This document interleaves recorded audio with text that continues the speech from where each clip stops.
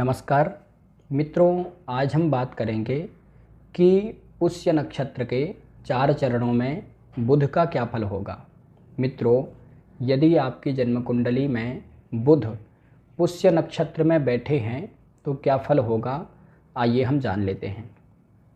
मित्रों, यदि आपकी जन्म कुंडली में बुध पुष्य नक्षत्र के प्रथम चरण में बैठे हों तो ऐसा व्यक्ति राजमान्य होता है। राजमान्य का मतलब है कि ऐसा व्यक्ति समाज के बड़े लोगों से संपर्क रखने वाला होता है और समाज के बड़े लोगों से सम्मानित होता है।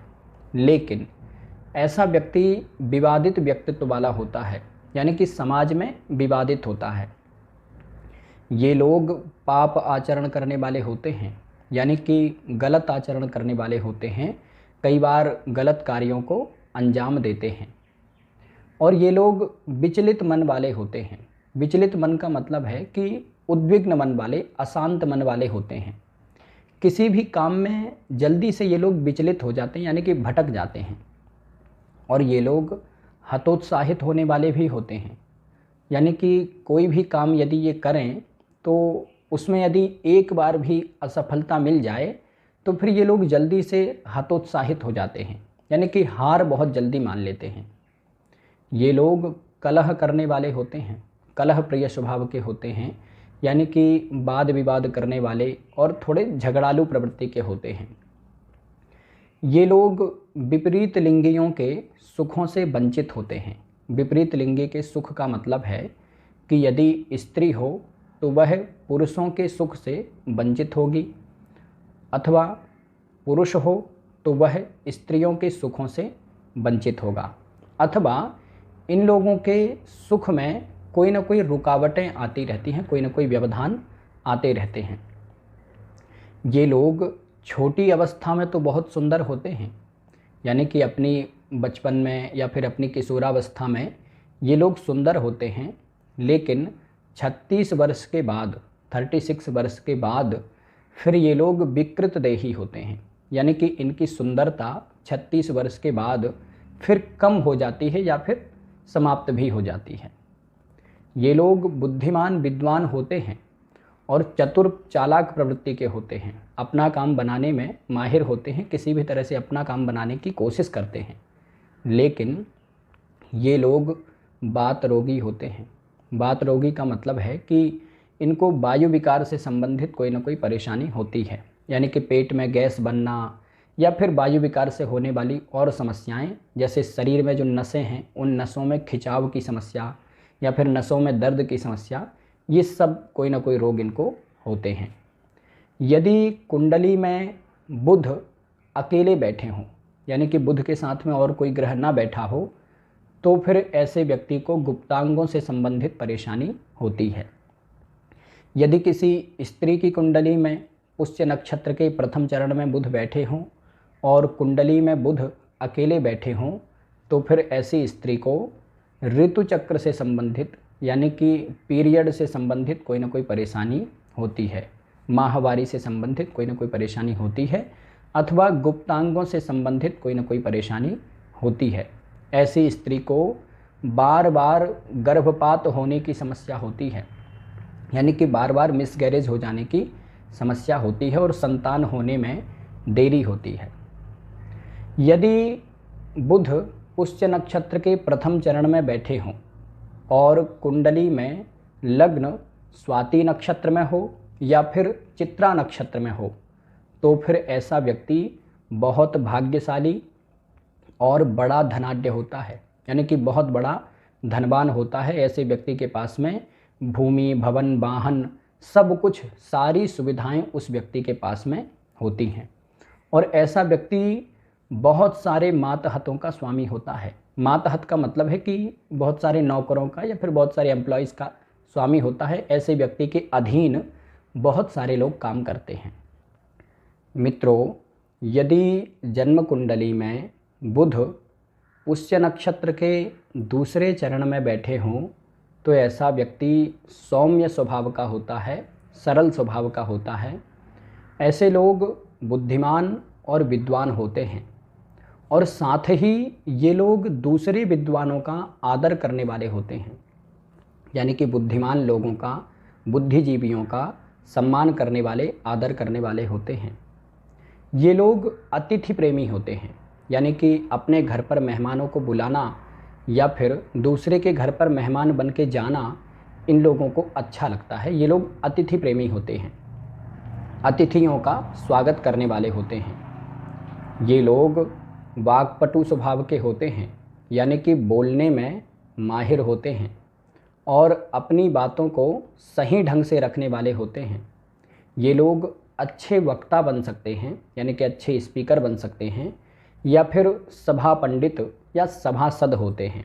सभासद का मतलब है कि सभा को संबोधित करने वाले, बहुत सारे लोगों को एक साथ संबोधित करने वाले, व्याख्यान देने वाले होते हैं, प्रवचन देने वाले, भाषण देने वाले होते हैं। ये लोग अनेक विषयों के ज्ञाता होते हैं, यानी कि अपने विषय में, जो इनका विषय है उस विषय में तो ये लोग माहिर होते ही हैं, निपुण होते ही हैं, लेकिन ये लोग अन्य कई विषयों की जानकारी रखने वाले होते हैं और बहुत सारे विषयों पर व्याख्यान देने वाले होते हैं, टीका टिप्पणी करने वाले होते हैं। ये लोग किसी बड़े मंत्री के या फिर किसी बहुत बड़े व्यक्ति के निजी सचिव बन सकते हैं। निजी सचिव का मतलब है कि पीए आदि बन सकते हैं, या फिर किसी बड़े व्यक्ति के सलाहकार बन सकते हैं, या फिर ये लोग सीक्रेट एजेंट बनते हैं, यानी कि गुपचुप तरीके से कार्य करने वाले, या फिर सरकार से संबंधित कोई ना कोई सीक्रेट एजेंट का काम करते हैं, या फिर ये लोग विजिलेंस से संबंधित कार्य करते हैं। विजिलेंस का मतलब है कि सतर्कता विभाग से संबंधित कार्य करने वाले होते हैं, या फिर सुरक्षा विभाग से संबंधित कार्य करने वाले, सिक्योरिटी डिपार्टमेंट से संबंधित कार्य करने वाले होते हैं। यानी कि ये लोग कोई भी काम हो ऐसा काम करते हैं जहाँ पर पूर्ण विश्वास की आवश्यकता होती है। ये लोग बहुत विश्वास पात्र होते हैं और जहाँ पर पूर्ण विश्वास की आवश्यकता होती है ऐसे विभागों में, ऐसे डिपार्टमेंट में ये लोग काम करने वाले होते हैं। कई बार ये लोग रॉ एजेंट भी बन सकते हैं, यानी कि बहुत सतर्कता से संबंधित कार्य करने वाले, सुरक्षा से संबंधित बड़े बड़े कार्य करने वाले होते हैं, सरकार से संबंधित कार्य करने वाले भी होते हैं। और ये लोग राजमान्य भी होते हैं। राजमान्य का मतलब है कि समाज के बड़े लोगों के द्वारा सम्मानित होते हैं और समाज के बड़े लोगों से संपर्क रखने वाले होते हैं। लेकिन ये लोग समाज में विवादित व्यक्तित्व वाले होते हैं, यानी कि समाज में इनके प्रति लोगों के विचार थोड़े विवादित होते हैं। ये लोग चतुर और चालाक प्रवृत्ति के होते हैं और ये लोग चौर प्रवृत्ति के भी होते हैं। चौर प्रवृत्ति का मतलब है कि छुप करके कार्य करने वाले होते हैं, गुपचुप तरीके से कार्य करने वाले होते हैं। यदि कुंडली में बुध और शनि एक साथ बैठे हों तो फिर ये लोग इंजीनियरिंग से संबंधित कार्य करने वाले होते हैं, या फिर जल विभाग से संबंधित कार्य करने वाले होते हैं, अथवा जल विभाग में इंजीनियर होते हैं। मित्रों, यदि जन्म कुंडली में बुध पुष्य नक्षत्र के तीसरे चरण में बैठे हों तो ऐसा व्यक्ति भाग्यशाली होता है, यानी कि भाग्यवान होता है। इन लोगों के बहुत सारे काम इनके भाग्य से ही बन जाते हैं, इनकी किस्मत से ही बन जाते हैं। ये लोग धनवान होते हैं, धन वैभव से संपन्न होते हैं, यानी कि इनके पास में पर्याप्त मात्रा में पैसा होता है। और साथ ही ये लोग उदार व्यक्तित्व वाले होते हैं, यानी कि बड़े दिल वाले होते हैं, समाज में लोगों की सहायता करने वाले होते हैं, परोपकार करने वाले होते हैं। और ये लोग अपने मित्रों का और समाज के बड़े लोगों का, समाज के बुद्धिमान विद्वान लोगों का आदर करने वाले होते हैं, सम्मान करने वाले होते हैं। ये लोग पैसे के लेन देन में या फिर जोड़ घटा आदि के गणित में माहिर होते हैं, अच्छे जानकार होते हैं उस चीज़ के, और इसी कारण से ये लोग मुंशी आदि बन सकते हैं। आज के समय में यदि हम कहें तो मैनेजर आदि के पदों को प्राप्त करने वाले होते हैं, या फिर मैनेजमेंट डायरेक्टर बन सकते हैं। ये लोग विलासी प्रवृत्ति के होते हैं, यानी कि अति सुख की चाह रखने वाले होते हैं, और गीत, संगीत, कला, नृत्य इन सब चीज़ों के शौकीन होते हैं। या फिर ये लोग गीत संगीत कला या फिर नृत्य आदि के जानकार भी होते हैं।